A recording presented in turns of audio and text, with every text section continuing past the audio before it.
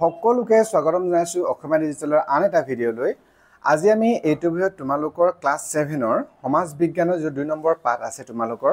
পৃথিৱীৰ অভ্যন্তৰ ভাগ। এই যে তোমালোকৰ লেসন আছে পাঠ আছে এই পাঠটো তোমালোকৰ কেইটামান খুব গুৰুত্বপূৰ্ণ এমসিকিউ আৰু লগতে তোমালোকৰ ইয়াত যিবিলাক তোমালোকৰ অনুশীলনী প্ৰশ্ন দিয়া আছে এই সকলোবিলাক প্ৰশ্নবিলাক উত্তৰবিলাক আমি কৰি যাম লগতে সুন্দৰকৈ আলোচনা কৰি যাম। ঠিক আছে,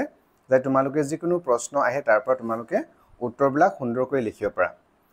আমি প্ৰথমতে কেইটামান তোমালোকৰ এমসিকিউ লৈ লৈছো কাৰণ তোমালোকৰ আজিকালি কি হয় পৰীক্ষাত এমসিকিউ প্ৰশ্ন আহে, গতিকে আমি কেইটামান এমসিকিউ লৈছো। তাৰ পিছত আমি তোমালোকৰ যিবিলাক এই অনুশীলনী প্ৰশ্ন আছে সেইবিলাক আমি আলোচনা কৰিম। 1 নম্বৰ তোমালোকৰ এমসিকিউ লৈছো চোৱা, পৃথিৱীৰ উপৰিভাগৰ কঠিন আৱৰণটো হৈছে আমি পাইছো ন পৃথিৱীৰ অভ্যন্তৰীণ ভাগ বা পৃথিৱীৰ ভিতৰৰ ভাগ। অভ্যন্তৰীণ মানে ভিতৰৰ ভাগ, ভিতৰত আমাৰ পৃথিৱীৰ ওপৰৰ কিন্তু আমি গম পাইছোৱে ভিতৰতনো কি আছে সেইবিলাকে পাইছিলো।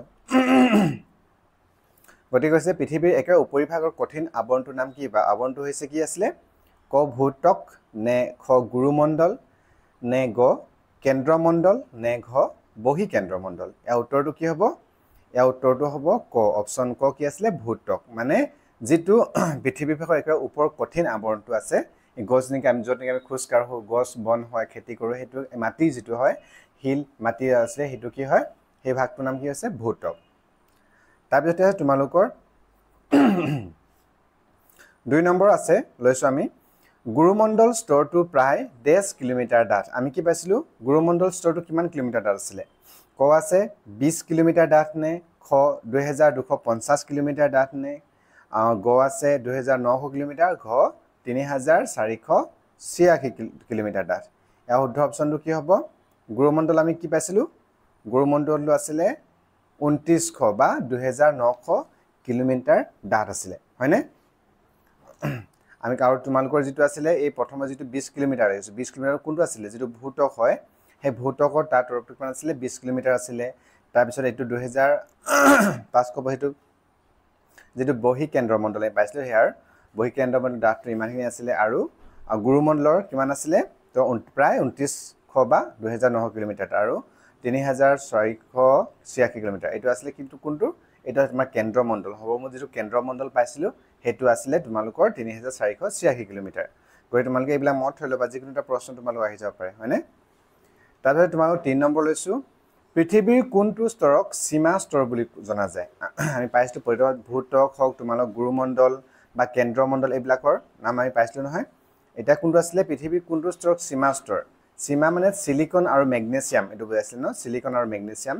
সীমাটো বুজাইছে। গতিকে সীমা স্তৰ বুলি কোনটো জনা যায়? ক ভূত্বক নে খ গুৰুমণ্ডল নে গ কেন্দ্ৰমণ্ডল নে ঘ অন্তঃকেন্দ্ৰমণ্ডল। কি আছিলে পৃথিৱীৰ কোনটো আছিলে সীমামণ্ডল? এইটো হ'ব তোমালোকৰ গুৰুমণ্ডল খ। এইটো কোনটো তেতিয়াহ'লে খটো হৈছে শুদ্ধ গুৰুমণ্ডলটো। সীমা বুলি ক'লে কি হৈছিলে আমি সিলিকন আৰু মেগনেছিয়াম, হয়নে? ঠিক আছে, এতিয়া নেক্সট আছে 4 নম্বৰ পৃথিৱীৰ মুঠ আয়তনৰ কিমান শতাংশ গুৰুমণ্ডলে আৱৰি আছে? কি হৈছে পৃথিৱীৰ মুঠ আয়তনৰ কিমান অংশ গুৰুমণ্ডলে আৱৰি আছে? পৃথিৱীৰ মুঠ কিমান আছিলে? ক 1% নে খ 15% নে গ 84% নে ঘ 100%? আমাৰ এতিয়া ভূত্বক আমি কি কেইটা আৱৰণ পাইছিলোঁ মুঠ? ভূত্বক পাইছিলোঁ, তাৰপিছত গুৰুমণ্ডল আৰু কি পাইছিলে আৰু এটা কেন্দ্ৰমণ্ডল। এতিয়া গুৰুমণ্ডলে কিমান শতাংশ আৱৰি আছে? পৃথিৱীৰ কিমান শতাংশ আছিলে গুৰুমণ্ডলে? পৃথিৱীৰ মুঠ 84%। কিমান শতাংশ? 84%। গ হ'ব উত্তৰটোৰ 84% গুৰুমণ্ডলে আৱৰি আছিলে। এতিয়াতো চোৱা তোমালোকে এই প্ৰশ্নটো অকণমান তোমালোকৰ খেলিমেলি হ'ব পাৰে, মানে কি হৈছে তোমালোকৰ কিমান শতাংশ আয়তন আমাৰ পৃথিৱীখনৰ কিমান শতাংশ আয়তন গুৰুমণ্ডলে আৱৰি আছে? আমি পাইছিলোঁ কিমান 20 কিলোমিটাৰ আছিলে তোমালোকৰ ভূত্বক, গুৰুমণ্ডল আছিলে কিমান কিলোমিটাৰ বা প্ৰায় 2900 কিলোমিটাৰ আৰু কেন্দ্ৰমণ্ডল আছিলে কিমান কিলোমিটাৰ প্ৰায় আছিলে তোমালোকৰ 3486 কিলোমিটাৰ। গতিকে চাবলৈ গ'লে কেন্দ্ৰমণ্ডলটো বেছিকৈ থাকিব লাগিছিলে ন, কিন্তু কেন্দ্ৰমণ্ডল হ'লে ভিতৰলৈ কমি গৈছে। গতিকে আয়তনটো বুলি ক'লে কি হয় তোমালোকৰ আয়তনটো যিটো এৰিয়া, গতিকে সেই আয়তনটো কিমান গুৰুমণ্ডলে 84% আৱৰি আছে। বুজি পাইছা? ঠিক আছে, এতিয়া তাৰপিছত আহে তোমালোকৰ 5 নম্বৰ বিজ্ঞানীসকলে অনুমান কৰা অনুসৰি পৃথিৱীখন কিমান বছৰ আগতে সৃষ্টি হৈছিল? কি পাইছে প্ৰশ্নটো কি আছিলে? বিজ্ঞানীসকলে অনুমান কৰাৰ মতে বিজ্ঞানীসকলৰ মতে পৃথিৱীখন কিমান বছৰ আগতে সৃষ্টি হৈছিল? কিমান পাইছিলোঁ? ক আছে প্ৰায় 1000 বছৰ আগতে নে প্ৰায় 100 কোটি বছৰ আগতে নে প্ৰায় 400 কোটি বছৰ আগতে নে ঘ 450 কোটি বছৰ আগতে ক'ত পাইছিলে পাঠটো আমি পাইছিলোই কিমান আছিলে এইটো হ'ব শুদ্ধ উত্তৰ ঘটো প্ৰায় কিমান আছিলে 450 কোটি বছৰ আগতে আমাৰ মানে পৃথিৱীখনৰ সৃষ্টি হৈছিল বুলি বিজ্ঞানীসকলে অনুমান কৰিছে তাৰ পিছত এতিয়া আমি অনুশীলনী তোমালোকৰ যিবিলাক প্ৰশ্ন আছিলে অনুশীলনী দিয়া আছে এই অনুশীলনী প্ৰশ্নবিলাক কৰি দিয়া এক নম্বৰ আছে তোমালোকৰ শুদ্ধ উত্তৰটি বাছি উলিওৱা ইয়াত মানে তোমালোকৰ অপচন দিছে 3 4 কে ভাগ কৰি কোনটো শুদ্ধ হয় হেতু আমি বাছি উলিয়াব কৈছে ক আছে পৃথিৱীৰ পৃষ্ঠৰ পৰা কেন্দ্ৰলৈ 4 3 2 টা স্তৰে গঠিত মানে পৃথিৱীৰ পৃষ্ঠৰ পৰা কেন্দ্ৰলৈ 4টা নে 3টা নে 2টা স্তৰে গঠিত এটো কি আছিল আমি পাই 3টা স্তৰ আছিল কোন আছিল 3টা স্তৰ ভূত্বক গুৰুমণ্ডল আৰু কেন্দ্ৰমণ্ডল আছিল হয়নে এই 3টা স্তৰে গঠিত গতিকে এটো হ'ব পৃথিৱী পৃষ্ঠৰ পৰা কেন্দ্ৰলৈ 3টা স্তৰেৰে গঠিত হ'ব তাৰ পিছত আছে তোমালোকৰ ভূত্বকে গড়ে প্ৰায় 20 30 আৰু 25 কিলোমিটাৰ ডাঠ ভূত্বক কিমান আছিল গড়ে কিমান পাইছিল আমি ভূত্বক আছিল 20 কিলোমিটাৰ ডাঠ হয়নে ভূত্বক আছিল 20 কিলোমিটাৰ ডাঠ তাৰ পিছত গুৰুমণ্ডল আছিল 2900 কিলোমিটাৰ ডাঠ আৰু কেন্দ্ৰমণ্ডল আছিল 3486 কিলোমিটাৰ ডাঠ তোমালোকে এইবিলাক মত হ'ব গতিকে ভূত্বক গড়ে প্ৰায় 20 কিলোমিটাৰ ডাঠ তাৰ পিছতে গ আছে পৃথিৱীৰ গৰ্ভ মানে হল ভূত্বক গুৰুমণ্ডল কেন্দ্ৰমণ্ডল এতিয়া পৃথিৱীৰ গৰ্ভ মানে একা ভিতৰৰ অংশ বুজায় ন গতিকে একা ভিতৰৰ গৰ্ভ বুলি ক'লে কোনটো ভূত্বকটো আছিল বাহিৰৰ পৃথিৱীখনৰ বাহিৰৰ যিটো আৱৰণ আছে প্ৰথমৰ টান আৱৰণ আছিল গুৰুমণ্ডল আছে তাৰ সেকেন্ডটো আৰু কেন্দ্ৰমণ্ডল একেবাৰে ভিতৰৰ অংশটো গতিকে গৰ্ভ বুলি ক'লে কোনটো হ'ব কেন্দ্ৰমণ্ডল হ'ব গতিকে পৃথিৱীৰ গৰ্ভ মানে হল কেন্দ্ৰমণ্ডল বুজিব পাইছানে তোমালোকে যে কিবা বুজাত অসুবিধা হয় বা প্ৰশ্নৰ তোমালোক কিবা কবলা থাকিলে কমেন্টছত কমেন্ট কৰি দিবা আৰু তোমালোকে যে ভিডিওবিলাক ভাল পোৱা তোমালোকৰ সহায় হৈছে বুলি ভাবা তেহলে প্লিজ ভিডিওটো লাইক কৰিবা তোমালোকৰ বন্ধু বান্ধৱীসকলক শেয়াৰ কৰি দিবা বাৰু এতিয়া ঘ নম্বৰ আছে তোমালোকৰ প্ৰশ্ন আছিল জীৱাশ্ম সাধাৰণতে গেদীয়শীল আগ্নেয়শীল ৰূপান্তৰিত শিলত পোৱা যায় জীৱাশ্ম ক'ত পোৱা যায় জীৱাশ্মবিলাক কোনবিলাক আছিল জীৱাশ্ম যেতিয়া নেকি কোনটা কি গছ জীৱ হওক বা পানী হওক যিবিলাক যি গেলি পচিতা হে আৰু কি হয় মাটিত মিহলি হৈ গৈ যায় ন সেইবিলাক আছিল কি জীৱাশ্ম গতিকে জীৱাশ্ম ক'ত পোৱা যায় জীৱাশ্ম সাধাৰণতে গেদীয়শীলত এটো গেদীয়শীলত পোৱা যায় উঙ আছে তোমালোকৰ আটাইতকৈ টান মণিকবিধ হল সোণ হীৰা 10টা কি হয় আটাইতকৈ টান মণিকবিধ কোন হয় আমি সকলোকে টান বুলি গম পাওঁ সাগে হীৰা বুলি গতিকে আটাইতকৈ টান মণিকবিধ হল হীৰা তোমালোকে এই প্ৰশ্নবিলাক এনেকৈ লিখি লবা যদি তোমালোকে লিখা নাই আগতে তাহলে আছে খালি ঠাই পূৰ কৰা প্ৰথম ক আছে ভূপৃষ্ঠৰ পৰা অভ্যন্তৰ ভাগলৈ ক্ৰমান্বয়ে কি দেশ বাঢ়ি গৈ থাকে কি হ'ব উষ্ণতা বা উত্তাপ আমি উত্তাপ যেটো নেকি ভূপৃষ্ঠলৈ গভীৰলৈ অভ্যন্তৰ ভূপৃষ্ঠৰ মাটিত যিমানে তললৈ যোৱা হৈ গৈছে হিমানে তাপৰ পৰিমাণটো বাঢ়ি গৈ থাকে গৈছে মানে উত্তাপটো বাঢ়ি গৈ থাকে বুজি পাইছা ন এটোকে উষ্ণতা বা উত্তাপ বাঢ়ি গৈ থাকে হ'ব তাৰপিছত আছে ভূত্বক স্তৰক দেশ বুলিও জনা যায় কি আছিল ভূত্বক স্তৰত চিয়াল বুলি জনাই পাইছিল সিলিকন আৰু কি এলুমিনিয়াম গতিকে ভূত্বক স্তৰ চিয়াল আৰু সিলিকন আৰু এলুমিনিয়াম পৰিমাণ বেছিকৈ থাকে গতিকে তা কি আছিল চিয়াল স্তৰ বুলি জনা যায় পাইছিল গ আছে মাটি দেশ আৰু দেশ পদাৰ্থৰে গঠিত কি হ'ব মাটি জৈৱিক আৰু অজৈৱিক পদাৰ্থৰে গঠিত তাৰ পিছত আছে ঘ মেগমাৰ পৰা উৎপত্তি হোৱা হিলক দেশ হিল বোলে কি আছিল মেগমা মানে কি আছিল ভূগৰ্ভৰ ভিতৰত যিবিলাক নে গৰম হৈ থাকে যেতিয়া নেকি আগ্নেয়গিৰি উদ্গিৰণৰ ফলতে হওক বা কেতিয়াবা বা সেইবিলাক কি হয় মাটিৰ তলৰ পৰা ওলাই আহিব নোৱাৰিও কেতিয়াবা তাত ভিতৰটো হিলৰ সৃষ্টি হয় সেইবিলাক কি আছিল কি আগ্নেয়শীল গতিকে মেগমাৰ পৰা উৎপত্তি হোৱা হিলক কি বুলি কোৱা হয় আগ্নেয়শীল বোলে উঙ আছে মণিকবোৰ সাধাৰণতে দেশ পদাৰ্থ মণিকবোৰ সাধাৰণতে কি পদাৰ্থ মণিকবোৰ কঠিন পদাৰ্থ দেশ পদাৰ্থটো কি কঠিন পদাৰ্থ হ'ব ঠিক আছে আমি খালি ঠাইবিলাক কৰিলো 3 নম্বৰ তোমালোকৰ অনুসৰি 3 নম্বৰ আছিল সমু উত্তৰ দিয়া লিখা গৈছে 30টা মান শব্দৰ ভিতৰত লিখিব কৈছে ইয়াতে ভূত্বক মানে কি বুজা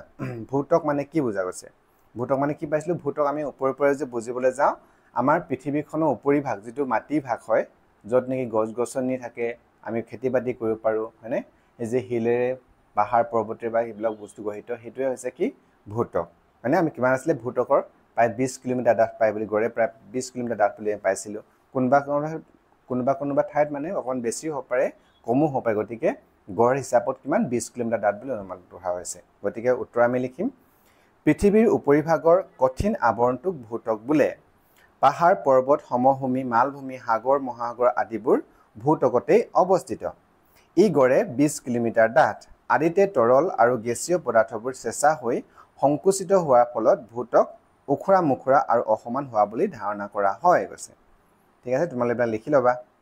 তাৰপিছত খ আছে আগ্নেয়শীল কাক বোলে কৈছে উত্তৰ হ'ব পৃথিৱীৰ অন্তৰ্ভাগত থকা অন্তৰ্ভাগনে ভিতৰত থকা হয়নে অন্তৰ্ভাগত থকা গলিত উত্তপ্ত পদাৰ্থসমূহক মেগমা বোলা হয় প্ৰাকৃতিক কাৰণত পৃথিৱীৰ খোলাটোত ফাট মেলিলে বা সেইফালেদি মেগমা ওলাই আহি লাভা হিচাপে ভূপৃষ্ঠত জমা হয় যেতিয়া আগ্নেয়গিৰি উদ্গীৰণ হয় এইবোৰ বায়ুৰ সংস্পৰ্শলৈ অহাৰ ফলত তাপ বিকিৰণ কৰি গোট মাৰি টান হৈ শিলৰ সৃষ্টি কৰে আৰু কেতিয়াবা মেগমা বাহিৰলৈ ওলাই আহিব নোৱাৰি শীতল হৈ ভূপৃষ্ঠৰ ভিতৰতো এই শিলৰ সৃষ্টি কৰে এইবোৰকে আগ্নেয়শীল বোলে মানে আগ্নেয়গিৰি বা আগ্নেয়শীল অগ্নিৰ য'ত অগ্নিপিণ্ডৰ পৰা হয় গতিকে এইবিলাক কি হয় আগ্নেয়শীল বুলি কোৱা হয় ঠিক আছে বুজি পাইছানে তাৰপিছত আছে গ মাটি বুলিলে কি বুজা মাটি বুলি আমি কি বুলি আমি জানোৱে কিন্তু আমি কি হয় পৰীক্ষাত প্ৰশ্ন এটা সুধি দিলে আমাক খেলি মেলি হৈ যায় হয়নে তোমালোকে প্ৰশ্নবিলাক সেইকাৰণে অকমান পঢ়ি ল'বা আৰু যিমান তোমালোকে নিজৰ মতে লিখিবা চাহ বাহিৰে তোমালোকে নিজৰ মতে লিখে তোমালোকে নিজৰ কি হয় সৃষ্টি ধাতু বৃদ্ধি হ'ব তোমালোকে নিজে প্ৰশ্নটোৰ পৰা লিখিবাচোন তেতিয়া উত্তৰবিলাক লিখিলে বেছি সুন্দৰ হয় মাটি বুলিলে আমি জানোৱে তথাপি আমি লিখিবলৈ অসুবিধা হ'ব কাৰণ আমি চাই লওঁ এতিয়া গোটেই মাটি বুলিলে কি বুজা উত্তৰ লিখিম পৃথিৱীৰ খোলাটোৰ একেবাৰে ওপৰ কোমল তৰফটোৱে হৈছে মাটি য'ত আমি ঘৰ দুৱাৰ সাজু খেতি বাতি কৰোঁ গছ গছনি খামুচি থাকে শীত তাপ বতাহ বৰষুণ আদি প্ৰাকৃতিক কাৰকৰ প্ৰভাৱৰ ফলত শিলৰ চূৰ্ণ বিচূৰ্ণ অংশসমূহ বিভিন্ন ঠাইত জমা হৈ যি কোমল অংশৰ সৃষ্টি কৰে তাকে মাটি বোলে কৈছে ঠিক আছে পাৰিবা নহয় এবাৰ তোমালোকে ভিডিঅ'বিলাক ৰখাই লিখি ল'বা তাৰপিছত আছে ঘ মণিক কি হয় উত্তৰ হ'ব পৃথিৱীত প্ৰাকৃতিকভাৱে সৃষ্টি হোৱা অজৈবিক গোটা পদাৰ্থসমূহে হ'ল মাণিক কি হয় পৃথিৱীত প্ৰাকৃতিকভাৱে সৃষ্টি হোৱা অজৈবিক গোটা পদাৰ্থসমূহে হ'ল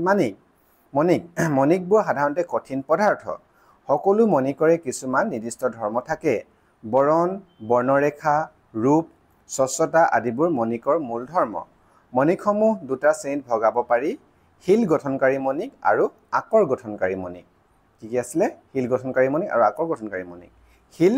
গঠনকাৰী মণিসমূহ হৈছে কোৱাৰ্টজ সিলিকেট কাৰ্বনেট অক্সাইড ফেলছফাৰ আদি আনহাতে আকৰ গঠনকাৰী মণিক হৈছে অৰ্পিমেণ্ট মেলাকাইট গেলেনা ইত্যাদি ঠিক আছে তাৰপিছতে আছে হিউমাছ কাক বোলে কৈছে উত্তৰ হ'ব মাটি জৈৱিক আৰু অজৈৱিক পদাৰ্থৰে গঠিত হয়নে মাটিৰ জৈৱিক উপাদান হৈছে হিউমাছ মাটিৰ যিবিলাক জৈৱিক উপাদান সেইবিলাক হিউমাছ হয় মাটিত মিহলি হৈ থকা গছ গছনিৰ ডাল পাতৰ অংশ বিভিন্ন সৰুবৰ জীৱ জন্তু পোক পৰুৱাৰ মৃতদেহ বীজটা আদি ৰ'দত শুকাই পানীত পচি আৰু অনুজীৱৰ প্ৰভাৱত হিউমাছৰ সৃষ্টি হয় এনে জৈৱিক পদাৰ্থসমূহে উদ্ভিদক পুষ্টিৰ যোগান ধৰে ঠিক আছে এইবিলাক হিউমাছৰ পৰা সাৰ পায় গছবিলাকে ইয়াৰ পিছত তোমালোকৰ 4 নম্বৰ আছে উত্তৰ লিখা 100টা মান শব্দৰ ভিতৰত অকমান দীঘলীয়াকৈ লিখিব লাগিব কোৱা আছে পৃথিৱীৰ পৃষ্ঠৰ পৰা অভ্যন্তৰ ভাগলৈ প্ৰধান স্তৰ কেইটা আৰু কি চিত্ৰ আঁকি বুজাই লিখা আমি পাই আহিছো পৃথিৱীৰ স্তৰৰ পৰা পৃথিৱীৰ অভ্যন্তৰ ভাগলৈ প্ৰধান স্তৰ কেইটা তিনিটা কি আছিলে ভূতক গুৰুমণ্ডল আৰু কেন্দ্ৰমণ্ডল গতিকে সেইটা বিষয়ে মই চিত্ৰ আঁকি বা ছবি আঁকি বুজাব লিখিব কৈছে আমি ছবিটো আমি পাঠত পাইছিলো তোমালোক প্ৰথমতে আছিলে এইটো আমি পৃথিৱী গোলকে তোমালোকে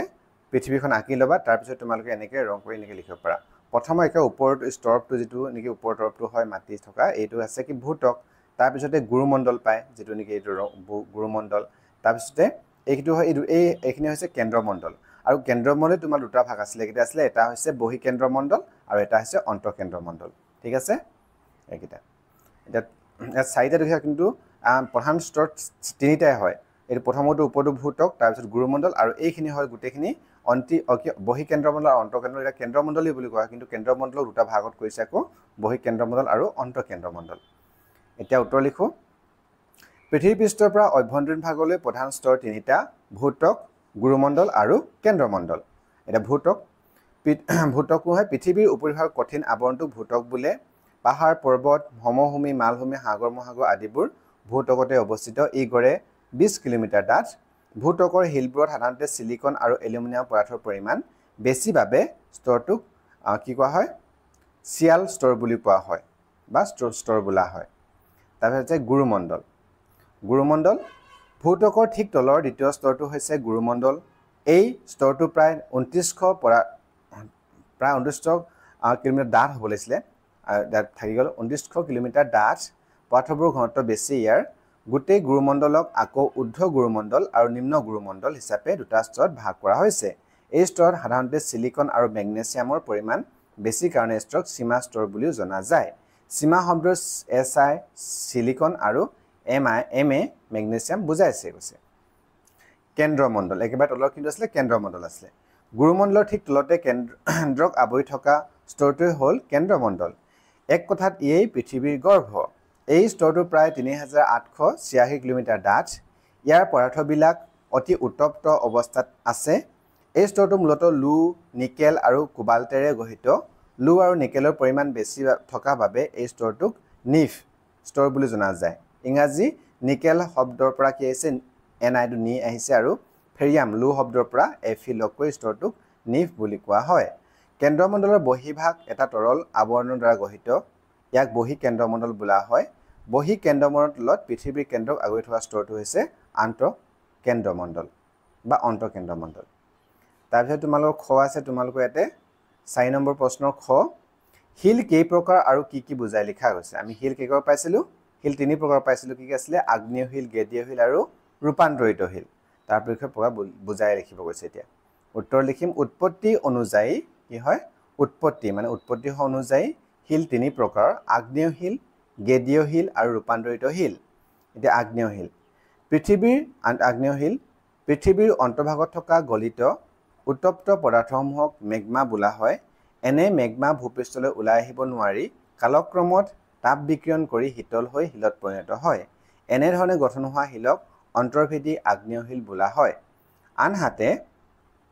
কেতিয়াবা কিছুমান প্ৰাকৃতিক কাৰণত পৃথিৱীৰ খোলাটোত ফাট মেলিলে সেই ফালেদি মেগমা বাহিৰলৈ ওলাই আহি লাভা হিচাপে ভূপৃষ্ঠত জমা হয় এইবোৰ বায়ু সংস্পৰ্শলৈ অহাৰ ফলত তাপ বিকিৰণ কৰি গোট মাৰি টান হৈ যি হিলৰ সৃষ্টি হয় তাকে বহিবেদী আগ্নেয় হিল বোলা হয় গতিকে সেই পৃথিৱীৰ ভিতৰত যে যিবিলাক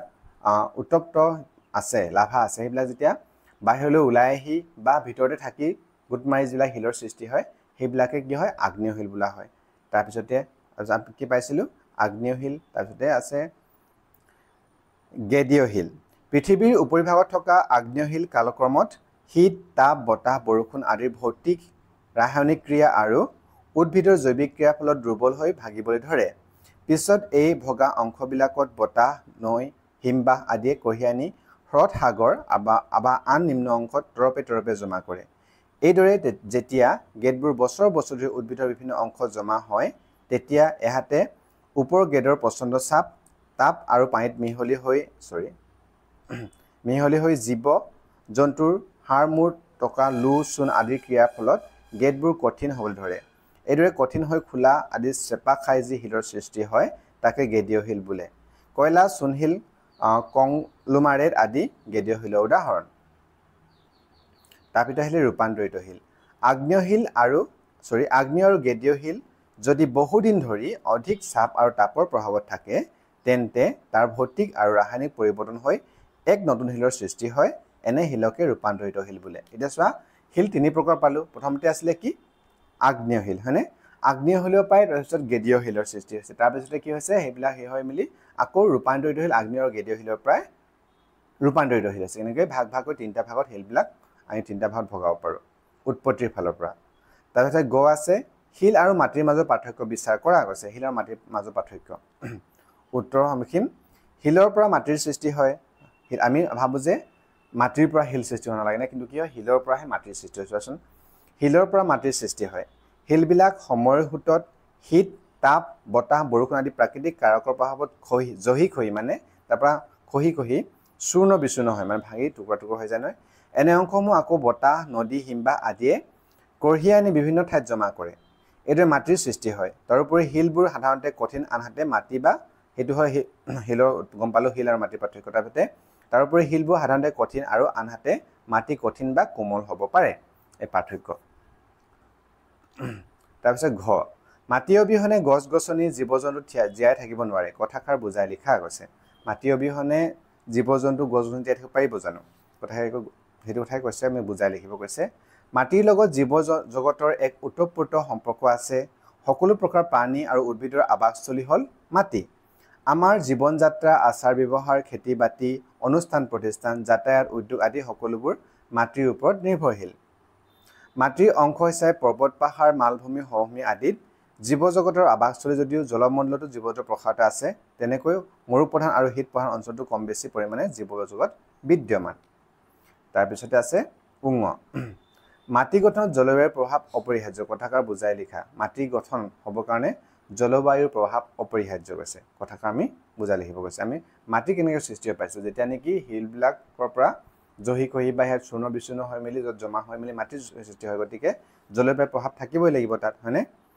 উত্তৰ লিখিম মাটি গঠনত জলবায়ুৰ প্ৰভাৱ অপৰিহাৰ্য হিলবিলাক সময়ৰ সোঁতত শীত তাপ বতাহ বৰষুণ আদি প্ৰাকৃতিক কাৰকৰ প্ৰভাৱত জহি খহি চূৰ্ণ বিচূৰ্ণ হয় এনে অংশসমূহ আকৌ বতাহ নদী হিমবাহ আদিয়ে কঢ়িয়াই নি বিভিন্ন ঠাইত জমা কৰে এইদৰে মাটিৰ সৃষ্টি হয় সেইকাৰণে জলবায়ু প্ৰভাৱ অপৰিহাৰ্য হয়নে নহ'লে মানে মাটিৰ সৃষ্টিয়ে নহ'ব তাৰপিছত হৈছে প্ৰথম তোমালোকৰ ভূতকত পোৱা শিল মণিক আৰু মাটিৰ মাজত সম্পৰ্ক বিচাৰ কৰা মানে ভূতকত ওপৰতে তৰফটো পৃথিৱীৰ তাত পোৱা যে শিল পাওঁ আমি মাণিক পাওঁ মাটি এই মাজত সম্পৰ্ক বিচাৰ কৰিব গৈছে উত্তৰ লিখিম ভূতকৰ মাটিৰ বিভিন্ন ধৰণৰ শিল মণিক আৰু মাটিৰ গুণাগুণে জীৱজগতৰ বিষয়ে প্ৰভাৱ পেলাই আহিছে উল্লেখযোগ্য যে আটাইবোৰ উপাদানৰ মাজতে ওতঃপ্ৰোত সম্পৰ্ক আছে মাটিৰ ভিতৰত পোৱা বিভিন্ন ধৰণৰ খনিজ পদাৰ্থ যেনে nitrogen potassium magnesium sulphur phosphorus calcium লো তাম হি আদিয়ে উদ্ভিদ আৰু প্ৰাণীৰ বৃদ্ধি আৰু বিকাশত বিশেষ অৰিহণা যোগাই আহিছে মানুহৰ মানুহৰ জীৱন ধাৰণৰ বাবে খাদ্য দ্ৰব্য নানা ধৰণৰ সামগ্ৰী বাসস্থান আদি ভূতকৰ মাটিৰ ওপৰতে নিৰ্ভৰশীল ভূতকত পোৱা শিলক আমাৰ প্ৰয়োজন মতে আমি বিভিন্ন কামত ব্যৱহাৰ কৰি আমাৰ অভাৱ পূৰণ কৰোঁ শক্তিৰ উৎস কয়লা খনিজাত তেল প্ৰাকৃতিক গেছ আদি স্তৰীভূত শিলাৰ মাজৰ পৰা আমি সংগ্ৰহ কৰোঁ সোণৰূপ তাম দস্তা আদিবোৰ আমি আগ্নেয় ৰূপান্তৰিত শিলৰ পৰা পাওঁ তদুপৰি গ্ৰেনাইট বেচাল্ট বালিশিল স্লেট মাৰ্বল আদি শিলাসমূহ আমাৰ ঘৰ বাৰী ৰাস্তা ঘাট নিৰ্মাণ কাৰ্যত বহুলভাৱে ব্যৱহাৰ কৰা হয় বা ব্যৱহাৰ কৰোঁ কৃত্ৰিম সাৰ চিমেণ্ট চূণ আদি প্ৰস্তুত কৰিবলৈ চূণশিল ব্যৱহাৰ কৰা হয় ঘৰ বান্ধিবলৈ ব্যৱহাৰ কৰা ইটা সাধাৰণতে বোকা বা আলতীয়া মাটিৰ পৰা তৈয়াৰ কৰা হয় হয়নে গতিকে এইবিলাক মানে ইটা সূতাৰ লগত সম্পৰ্ক থাকেই বা শিল মাটি মণিক এইবিলাক মানে ভূতকত পৰা এইবিলাক বিচাৰ কৰিব গৈছে ন গতিকে এইবিলাকৰ মাজত এটাৰ লগত এটা সম্পৰ্ক থাকে ইটোৰ পৰা সিটোৰ সৃষ্টি হৈছে এনেকৈ তাৰপিছতে আহি তোমালোকৰ 5 নম্বৰ দিছেতে তলৰ তালিকাত বিভিন্ন ধৰণৰ শিলৰ নাম দিয়া আছে সেইবোৰ তলৰ তালিকাত ইয়াৰ ধৰণে শ্ৰেণীভুক্ত কৰা আমি ইয়াত শিলৰ তোমালোকৰ নাম দিছে মাৰ্বল স্লেট বালিশিল গ্ৰেনাইট কয়লা চূণশিল চকমাটি নিচ কংগ্লোমাৰেট বোকাশিল চিষ্ট কোৱাৰ্টজাইট বেছল্ট গ্ৰেব এইকেইটা তোমাৰ আমাৰ শিলৰ কি আছিল তিনিটা প্ৰকাৰ পাইছিলোঁ আগ্নেয় শিল গেদীয় শিল আৰু কি ৰূপান্তৰিত শিল গতিকে কোনটোনো আগ্নেয় শিল কোনটোনো ৰূপান্তৰিত শিল তেনেকৈ আমাক ইয়াৰ পৰা বাছি মেলি তোমালোকৰ চাৰ্টখন দিছে তাত ভৰাব দিছে তোমালোকে ইয়াৰ পৰা লৈ লিখিব পাৰা তাতে আগ্নেয় শিল কি আগ্নেয় শিল হ'ব ইয়াত বেছল্ট যিটো আমি পাইছোঁ ইয়াতে আছিলে নহয় বেছল্ট হওক গ্ৰেব হওক গ্ৰেনাইট এইকেইটা কি বেছল্ট গ্ৰেব আৰু গ্ৰেনাইট এইকেইটা কি হয় আগ্নেয় শিল হয় আনহাতে গেদীয় শিল কোনবিলাক হয় ইয়াত কংগ্লোমাৰেট যিটো পাইছোঁ কংগ্লোমাৰেট চূণশিল বোকাশিল কয়লা বালিশিল চকমাটি এইবিলাক কি হয় এইবিলাক হৈছে গেদীয় শিল আৰু ৰূপান্তৰিত হ'ল যিবিলাক চিজ কোৱাৰ্টজাইটছ নিচ মাৰ্বল স্লেট আদি হৈছে কি ৰূপান্তৰিত শিল তোমালোকে এইবিলাক সেই চিজখন ভৰাই ল'বা সুন্দৰকৈ তাৰপিছতে তোমালোকৰ 6 নম্বৰ দিছিলে দলত আলোচনা কৰি লিখা তোমালোকৰ লগৰবিলাকক আলোচনা কৰি মেলি লিখিব কৈছে এইবিলাক